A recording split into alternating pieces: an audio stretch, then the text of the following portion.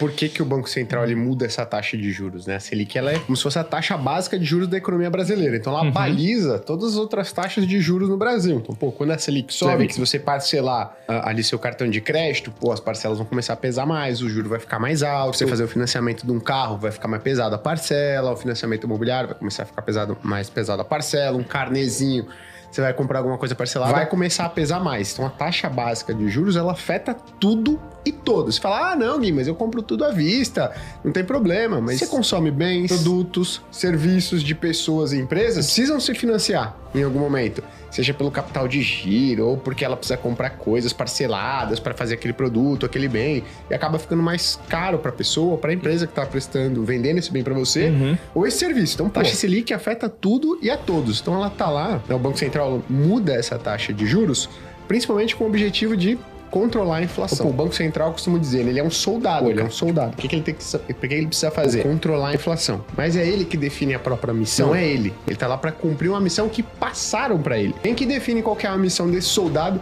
que é o Banco Central, né? Quem que seria esse sargento, esse comandante? Aí você pode dar o nome aí da patente que você quiser que esteja acima do soldado. É o que a gente chama do CMN, né? Que é o Conselho Monetário Nacional. Então, são 3 pessoas que formam o Conselho Monetário Nacional hoje, que é o Fernando Haddad, o Gabriel Galípolo e a Simone Tebet. Então, eles decidem qual que é a taxa de inflação que o Brasil vai precisar adotar para os próximos anos. Quem definiu a meta de inflação em 3% não foi essa galera, esses 3. Mas eles optaram por não alterar, que é um ponto positivo. Então, quem definiu a meta de inflação, né, que é o que o Brasil precisa perseguir, é esse general, esse comandante aí, que é o CMN. 3%. Ele fala, sua meta de inflação é 3%. Então, o Banco Central, essa é a missão dele. Foi dada essa missão. Então, ele não tem que falar, poxa, eu acho que é alta, eu acho que é baixa, eu acho que deveria ser menor ainda, eu acho que deveria ser maior ainda. Não é função do Banco Central, lá dos diretores que se reúnem para falar para onde tem que ter a Selic.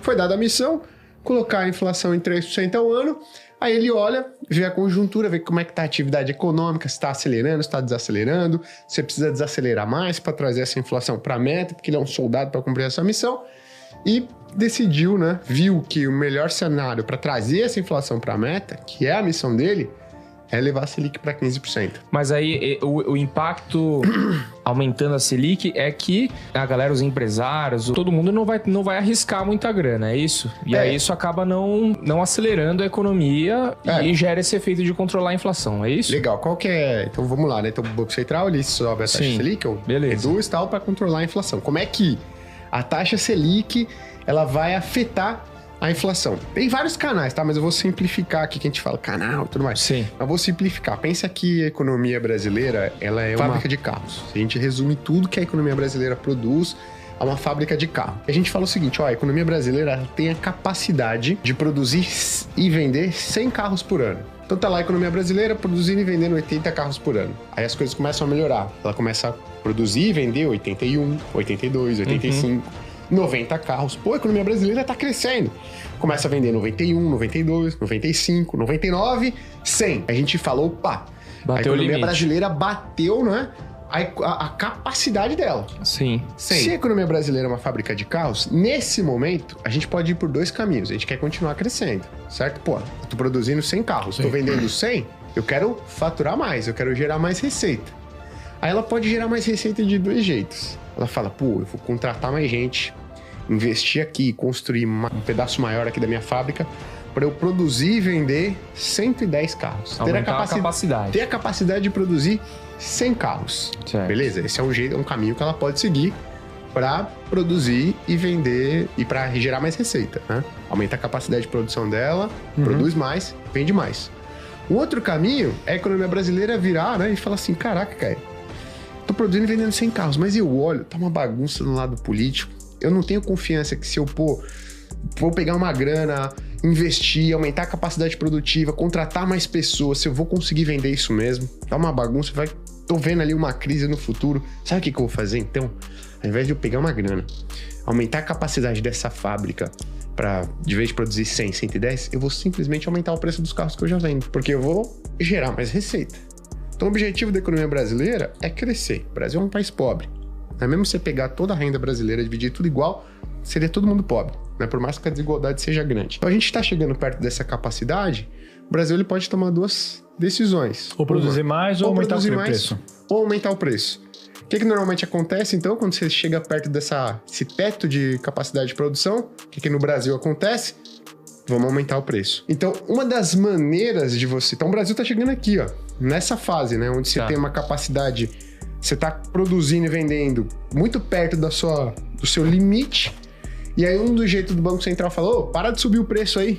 Ele ia aumentar os juros para que as pessoas consumam menos, porque fica mais caro. Parcelar o cartão de crédito, financiar um notebook, um celular, no carnê, um carro, um imóvel, fica mais caro. Então, cabe no bolso de menos pessoas. Então, menos pessoas consumindo, as empresas lucram menos, a economia dá uma desacelerada, e aí você volta, né? Tava produzindo e vendendo 100 carros, você volta, começa a produzir 99, 98, 97, 95, 90, e aí você não tem mais essa fábrica, que é o Brasil, opa, agora eu vou reajustar os preços. Não, você não tem mais essa capacidade porque não tem tanta gente querendo comprar os seus carros. Então, para a gente entender como é que é a inflação, como é que a atividade...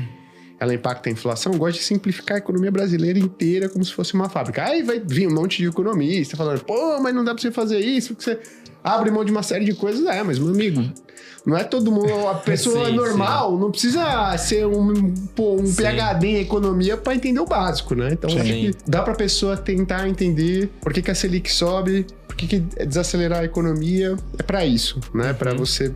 deixar de fazer com que a inflação ela suba, acelere e tudo mais. E aí uma outra pergunta é, né? Pô, Gui, mas será que inflação mais alta? Por que a inflação precisa ser baixa, né? Tipo, pô, será que não dá pros caras deixar a inflação aí crescer e tudo mais? E aí tem vários estudos que mostram que não, cara. Quanto mais tempo você deixa a inflação por um período maior de tempo, isso a médio e longo prazo é pior para a economia. A população, o país como um todo vai ficando pior, vai tendo pior qualidade de vida, menos emprego, menos atividade produtiva, no final das contas é pior. Parece ser um remédio amargo pro curto prazo, mas isso é melhor do que você ficar convivendo por muito tempo com a inflação mais elevada, entendeu? E existe uma taxa que é ideal no sentido assim, pô, cara, se tá entre 5 e 8, putz, isso quer dizer que o país tá bem, ou não. Putz, na hora que tava 2, o negócio tava bem pra caramba. Existe isso? Existe uma taxa que os economistas chamam de taxa de juros neutra. Que é tipo assim, ó, se a taxa de juros estiver aqui, o Brasil vai crescer sem pressionar a inflação. É como se eu falasse o seguinte, ó, se eu deixar a taxa de juros aqui, a economia brasileira vai produzir e vender 98, 97 carros, ou seja, não vai ter inflação e a gente vai estar basicamente produzindo e vendendo tudo que a gente precisa. Tá. Então essa taxa de juros neutra, os economistas todos tentam estimar quanto que ela é e tudo mais, né? Então ela tá mais perto ali de 8, 9%. Né? Então, o que isso significa? Se a taxa de juros do Brasil tá, vamos colocar aqui, 9%, isso não estimula e nem desestimula a economia brasileira. Tá. Então, as pessoas, não vai ficar barato demais para as pessoas. Nossa, tá muito barato eu financiar um carro, tá muito barato eu financiar um imóvel, tá muito barato para eu trocar de notebook, de celular, de móveis na minha casa. Tá tão barato que eu vou fazer isso com qualquer coisa. Não tá, mas também não tá tão caro ao ponto da pessoa. Putz, eu já tinha feito financiamento, pegou aqui, tá aumentando o custo, vou deixar de consumir. Não, então é como se fosse essa taxa de juros neutra aí, mais ou menos perto de 9%. Que cenário a gente precisa para começar a baixar essa taxa de 15% para voltar naquela época maravilhosa lá de 2019? De 2%? A pandemia global. A gente não vai ver mais a taxa de juros em 2% enquanto a gente não tiver uma crise absurda como a gente teve na pandemia. E a gente precisa torcer para que não tenha, né? Porque então a taxa de juros ela foi para 2% porque a gente precisava fazer um negócio. Então, que negócio era esse que o Banco Central precisava fazer? Estimular a economia. Então, a taxa de juros neutra é aquela que nem acelera e nem desacelera a economia. Essa 9%. Entendi. Então, o que significa? Se a Selic estiver abaixo desses 9%, é como se a economia brasileira conseguisse pisar no acelerador. Pô, tá acelerando. Então, a taxa Selic cai para baixo de 9%, tô acelerando. Pô, tá em 8%, tô acelerando um pouquinho. Tá em 7%, tô acelerando um pouquinho mais. Tá em 5%, tô acelerando bem. Tá em 2%, meu amigo, você tá com os 2 pés no acelerador, entendeu? Sexta marcha, esgoelando e tudo mais, pra tentar dar um estímulo pra economia. Tá em 15%, é como se o Banco Central tivesse com os 2 pés no freio, tentando segurar o carro, né? Então, essa taxa de juros aqui, ela vai oscilar entre acima e abaixo de 9% quando o Banco Central quiser fazer uma coisa, que é ou desacelerar a economia, que a inflação tá pegando, velho. Então, vou trazer a galera pra trás. Ou, nossa senhora, galera desempregada, as empresas fechando, pelo amor de Deus, desemprego subindo pra caramba, o que eu preciso fazer? Baixar os juros pra caramba pra estimular a economia. Então, na pandemia, você tinha a economia fechada, ninguém querendo gastar, o desemprego subindo bastante. Então, não tem por que o Banco Central ficar com uma taxa de juros acima de 9, que era para desacelerar a economia. Naquele primeiro momento, você não tinha muito medo de inflação. Então, o que é que ele falou? Cara, ninguém quer gastar nem nada, eu vou fazer meu trabalho, que é o quê? Baixar a taxa de juros para baixo, porque quem quiser gastar, quem quiser consumir, vai ter juro baixo e vai conseguir gastar. Então, jogou a taxa de juros para 2%.